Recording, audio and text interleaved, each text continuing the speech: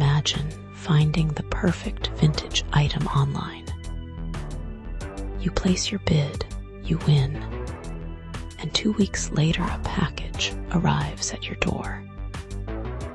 Within 3 weeks, your car is destroyed, you lose your job, and a family member falls seriously ill. Would you believe that a $37 doorknob could be responsible for all of it? Sarah Mitchell from Portland thought she had scored a great deal last October.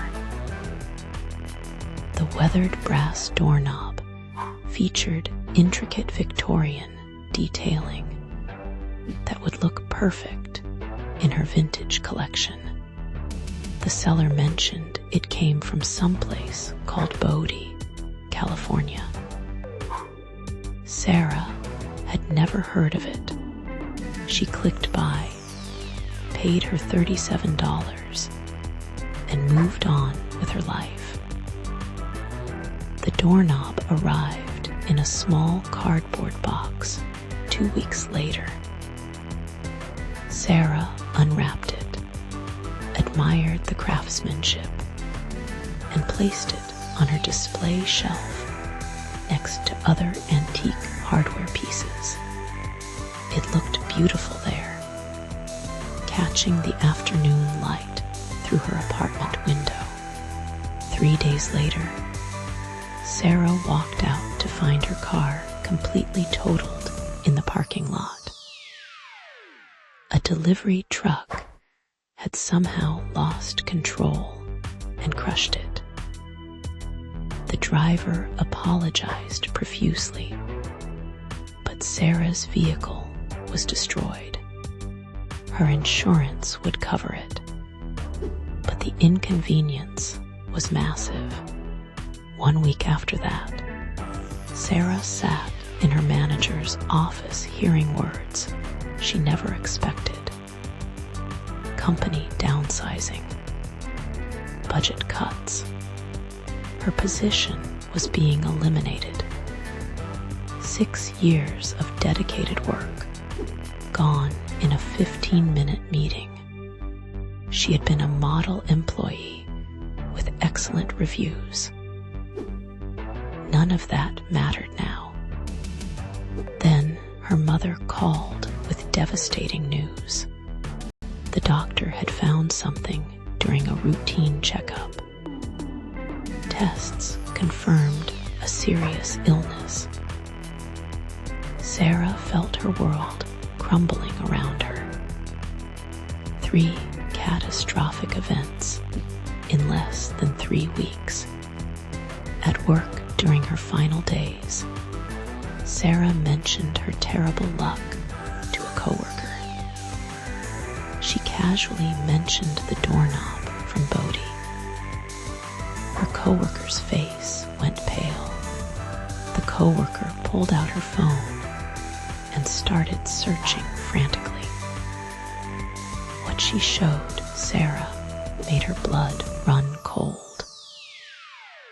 Bodie, California sits at 8,375 feet elevation in the Sierra Nevada mountains. Today it's a ghost town, preserved as a state historic park. But in 1879, Bodie was alive, with nearly 10,000 residents chasing gold rush dreams. The town exploded into existence when gold was discovered in the surrounding hills. Within years, Bodie became one of the most notorious places in the American West. Dozens of saloons lined the main street. Brothels operated openly. Opium dens catered to the Chinese laborers. Gunfights erupted regularly in the dusty streets.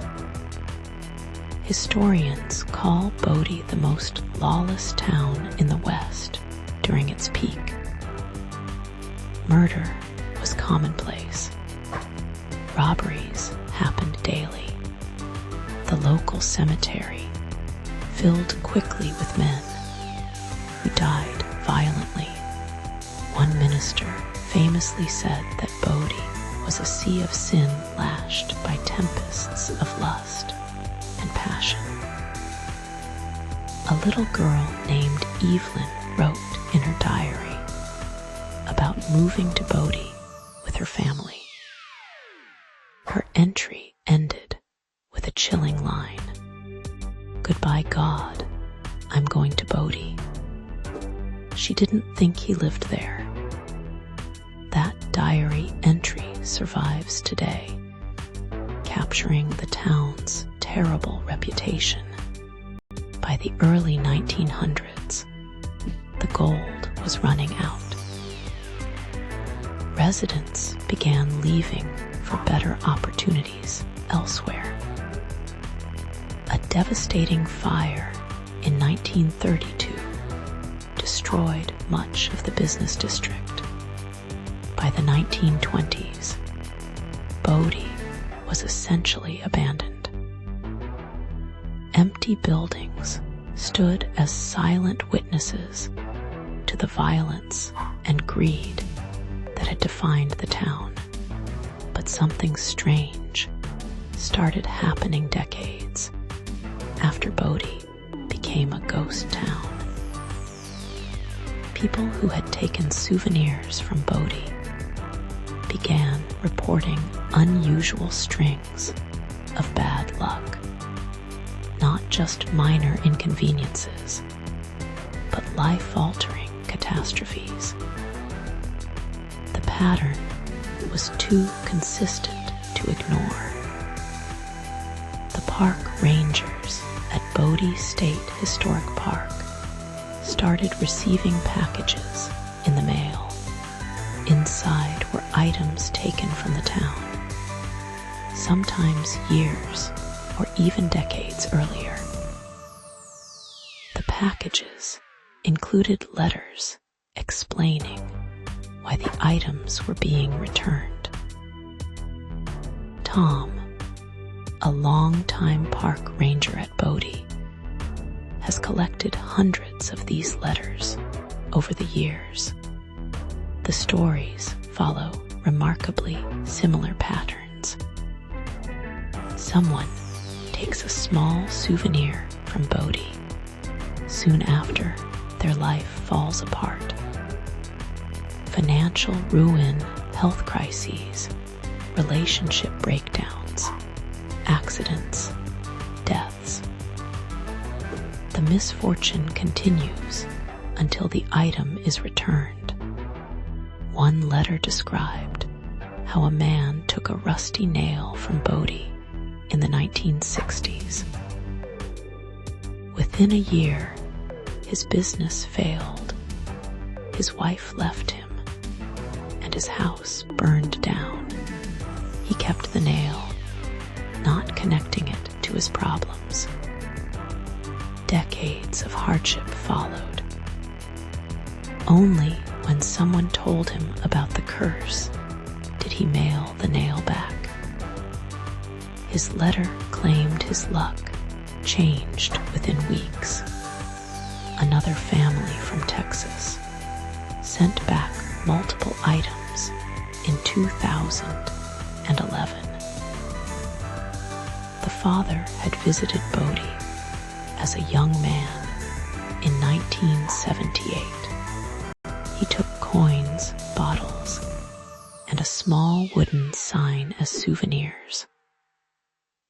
For 33 years, the family experienced what they described as relentless misfortune.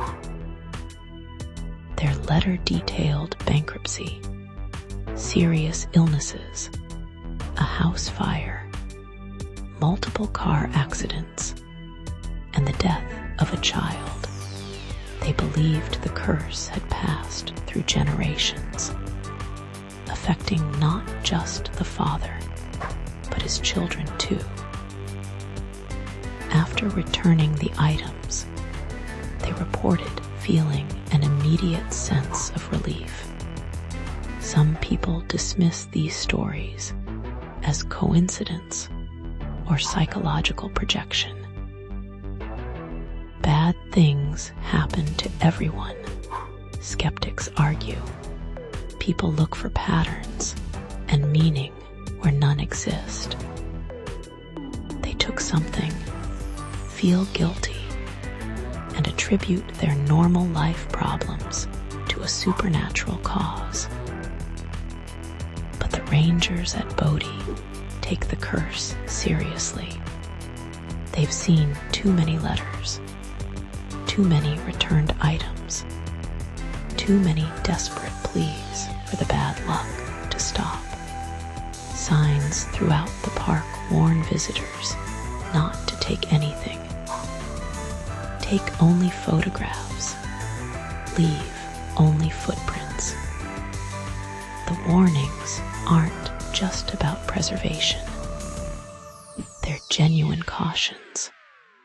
The curse doesn't discriminate based on the size or value of the item taken. A small rock, a piece of wood, a bottle, a nail, anything removed from Bodie seems to carry the same malevolent energy. Some letters describe taking items worth nothing, yet experiencing devastating consequences. Sarah Mitchell read these stories with growing horror. Her doorknob came from Bodie.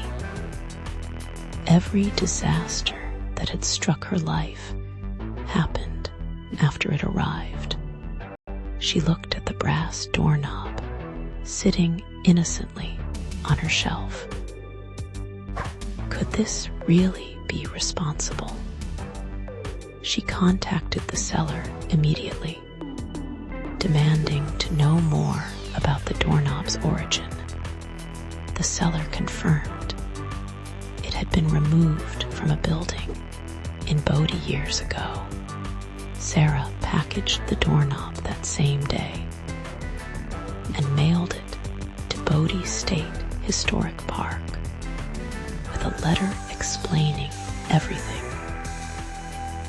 Whether the curse is real or not, Bodie remains one of America's best preserved ghost towns. Tourists visit year-round, walking the dusty streets and peering into abandoned buildings. The harsh Sierra sun continues weathering the structures. Time moves slowly in Bodie. Most visitors respect the warnings and leave everything untouched. But some still pocket small souvenirs, thinking the curse is just a clever story to protect the historic site. They slip rocks into their pockets, take pieces of wood, or grab rusty nails as mementos. The rangers can only warn them. They can't force people to believe. They can't prevent every theft. They can only wait for the inevitable packages to arrive in the mail, accompanied by desperate letters begging for the curse to be lifted. Bodie sits empty in the high desert, 8,000 feet above sea level. Its buildings stand frozen in time, preserving a violent and chaotic past. The wind whistles through broken windows. Dust settles on abandoned furniture. And somewhere in those weathered structures, the town remembers. The question isn't whether you believe in curses. The question is whether you're willing to test this one. Because according to hundreds of letters, Bodie remembers everything that belongs to it. always collects what it's owed.